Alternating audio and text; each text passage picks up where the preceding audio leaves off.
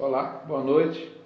Jesus Cristo, nosso fraterno e divino amigo, nos abençoe, nos ilumine, nos abrace e nos conduza para que a gente possa ter a inspiração bacana e boa para dar continuidade a esses estudos do livro Consolador, né?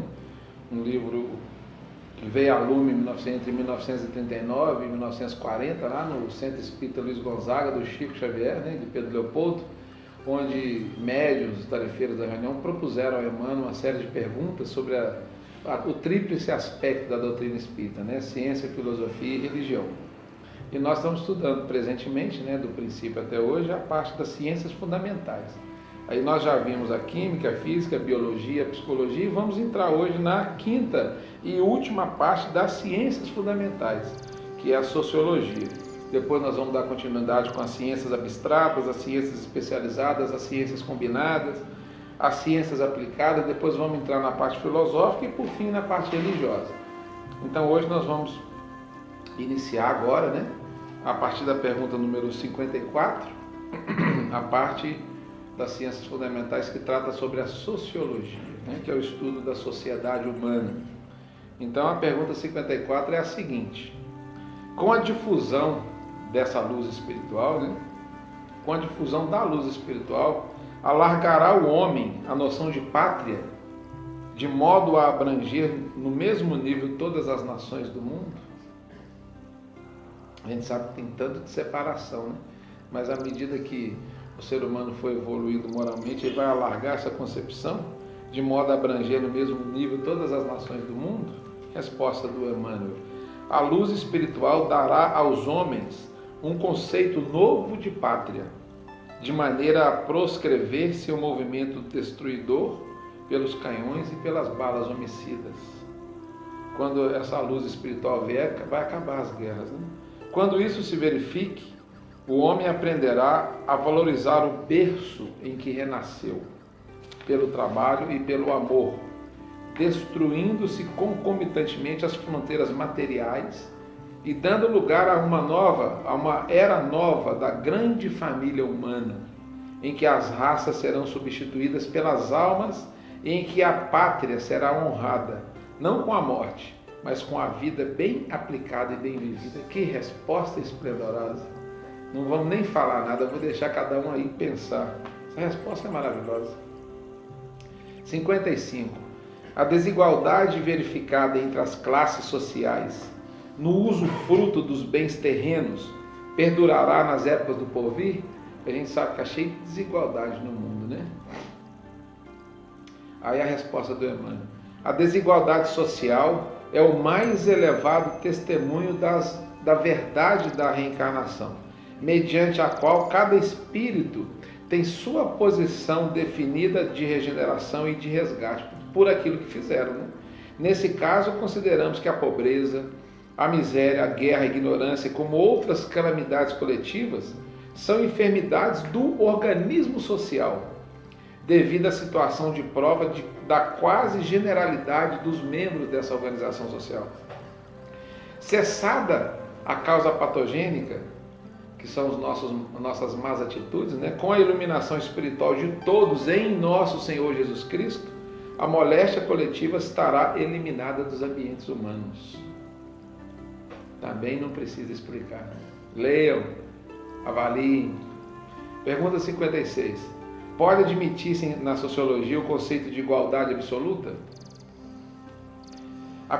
Resposta: a concepção igualitária absoluta é um erro grave dos sociólogos.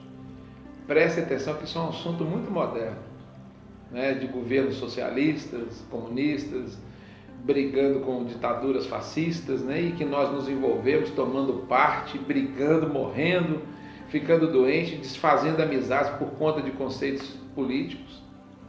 Olha essa pergunta e essa resposta do Emmanuel. Pode admitir-se em sociologia o conceito de igualdade absoluta? A concepção igualitária absoluta é um erro grave dos sociólogos em qualquer departamento da vida. A tirania política poderá tentar uma imposição nesse sentido, mas não passará das espetaculosas uniformizações simbólicas para efeitos exteriores, porquanto o verdadeiro valor de um homem está no seu íntimo, onde cada espírito tem sua posição definida pelo seu próprio esforço. Nessa questão existe uma igualdade absoluta de direitos dos homens perante Deus, que concede a todos os seus filhos uma oportunidade igual dos tesouros inapreciáveis do tempo. Esses direitos são os da conquista da sabedoria e do amor, através da vida, pelo cumprimento do sagrado dever do trabalho e do esforço individual.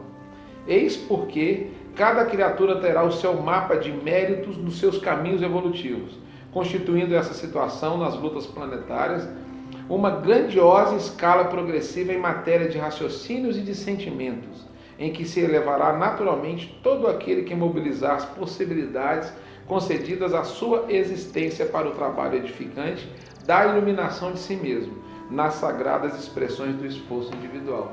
Ou seja, a igualdade absoluta em termos de sociologia imposta pelos governos não existe, porque nós somos espíritos em evolução. Essa igualdade absoluta, ela existe perante Deus. Deus nos vê como iguais, temos as mesmas condições, as mesmas oportunidades de evolução. Então, diante de Deus, somos todos iguais. Existem espíritos mais evoluídos, menos evoluídos, espíritos mais adiantados, mais atrasados, mas nos seus méritos, ou então na sua criação. Os mais evoluídos caminharam mais tempo, aprenderam mais, os mais atrasados podem ter sido criados depois, ou se atrasaram por preguiça, por erro. Mas a igualdade perante Deus é absoluta, não existe pior nem melhor. Mas na Terra essa igualdade não tem como fazer, porque nós somos de acordo com os nossos méritos, a cada um segundo as suas obras. Então essas expressões do esforço individual não são eliminadas de ninguém. A gente vai conseguir a felicidade na medida que a gente mobilizar essas possibilidades concedidas por Deus na nossa existência. Resposta esplendorosa também. Pergunta 57. Poderão os homens resolver sem atritos as chamadas questões proletárias? Também está muito em voga desde um certo tempo, né? Reforma agrária, essas questões todas aí. Poderão os homens resolver sem atrito isso? A resposta do Emmanuel: sim, quando se decidirem a aceitar e aplicar os princípios sagrados do Evangelho. Os regulamentos apaixonados, as greves, os decretos unilaterais, as ideologias revolucionárias são cataplasmas inexpressivos, complicando a chaga da coletividade. O socialismo é uma bela expressão da cultura humana, enquanto não resvala para os polos do extremismo. Todos os absurdos das teorias sociais decorrem da ignorância dos homens relativamente à necessidade da sua cristianização. Conhecemos daqui, o Emmanuel falando, né? Os maus dirigentes e os maus dirigidos, não como homens ricos e pobres, mas como avarentos e revoltados. Nessas duas expressões, as criaturas operaram o desequilíbrio de todos os mecanismos de trabalho, do trabalho natural. Olha só que coisa, o Emmanuel está respondendo se os homens podem resolver sem atrito as questões proletárias, né? A verdade é que todos os homens são proletários da evolução, e nenhum esforço de boa realização na Terra é indigno de um espírito encarnado. Então todo mundo que trabalhar e se esforçar tem seus méritos. Cada máquina existe uma direção especial, e o mecanismo do mundo requer um infinito de aptidões e de conhecimentos. Sem a harmonia de cada peça na posição em que se encontra, toda produção é contraproducente e toda boa tarefa é impossível. Olha que coisa. Todos os homens são ricos pelas bênçãos de Deus, e cada qual deve aproveitar com êxito os talentos recebidos, porquanto, sem exceção de um só, prestarão um dia além túmulo conta dos seus esforços. Lei da causa e efeito. Que os trabalhadores da direção saibam amar. Que os trabalhadores da realização nunca odeiem. Essa é a verdade pela qual compreendemos que todos os problemas do trabalho na Terra representam uma equação do Evangelho. Pergunta 58. Reconhecendo-se o Estado como aparelhamento das leis convencionais, é justificável a sua existência bem como a existência das classes armadas que o sustentam no mundo? É justificável a existência do Estado como aparelhamento das leis e das classes armadas que sustentam o Estado? Resposta do Emmanuel. Na situação ou condição atual do mundo, e considerando a heterogeneidade dos caráteres e das expressões evolutivas das criaturas, examinadas isoladamente, justifica-se a necessidade dos aparelhos estatais nas convenções políticas, bem como das classes armadas que os mantêm no orbe ou no planeta, como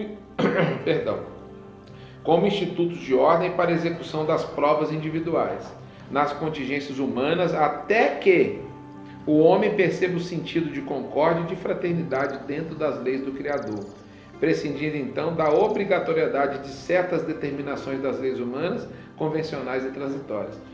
No mundo de prova e expiação e atrasado como a Terra, o sentido de Estado e de classes armadas que mantém, ele é justificável aqui na materialidade, mas nas contingências humanas, até que o homem perceba o sentido da concórdia e da fraternidade nas leis de Deus. Aí isso aí vai ser mera convenção humana, não vai precisar mais de sentido de Estado, de divisões e de lutas armadas, de classes armadas. 59. Tem o Espiritismo, a doutrina espírita, um papel especial junto à sociologia? Resposta do Emmanuel. No momento atual da humanidade terrestre, em que todas as conquistas da civilização se subvertem nos extremismos, extrema direita, extrema esquerda, fascismo, comunismo, o Espiritismo é o grande iniciador da sociologia, por significar o evangelho redivivo que as religiões literalistas tentaram inumar nos interesses econômicos e na convenção exterior de seus prosélitos.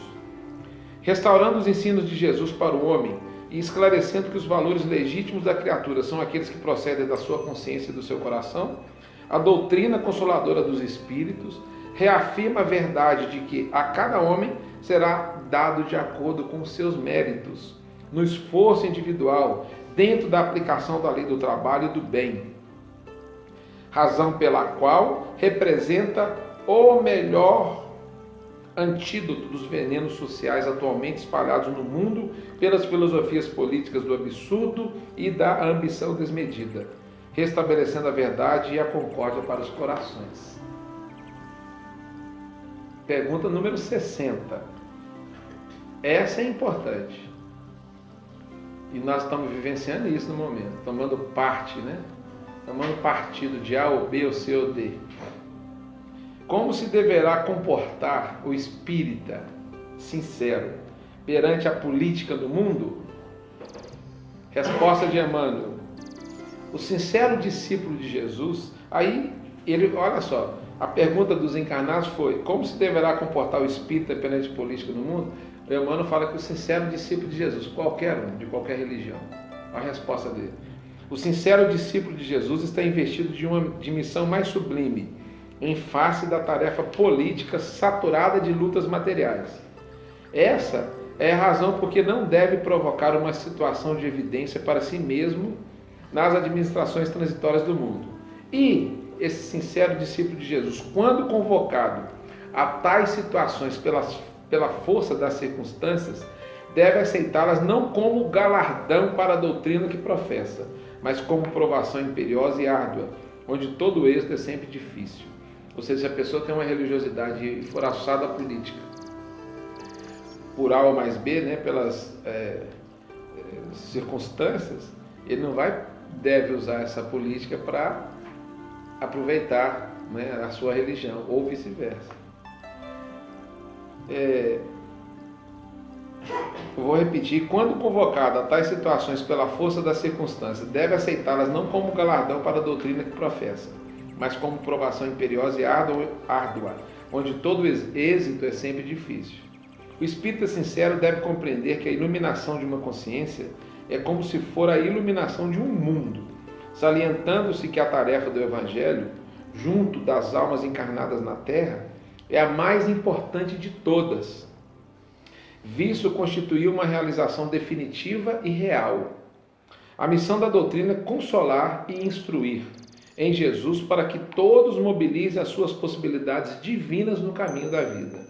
Trocá-la por um lugar no banquete dos estados é inverter o valor dos ensinos, porque todas as organizações humanas são passageiras, em face da necessidade da renovação de todas as fórmulas do homem na lei do progresso universal, depreendendo-se daí que a verdadeira construção da felicidade geral só será efetiva com bases legítimas no espírito das criaturas. Ou seja, simplificando, Emmanuel diz que é melhor a gente largar a política de lado, sermos um cidadão conscientes com o Evangelho e, se alçados para lá, usarmos como uma responsabilidade nossa e não como uma necessidade de Estado puxando o saco para a doutrina, botando a doutrina no meio da política e misturando uma coisa com a outra.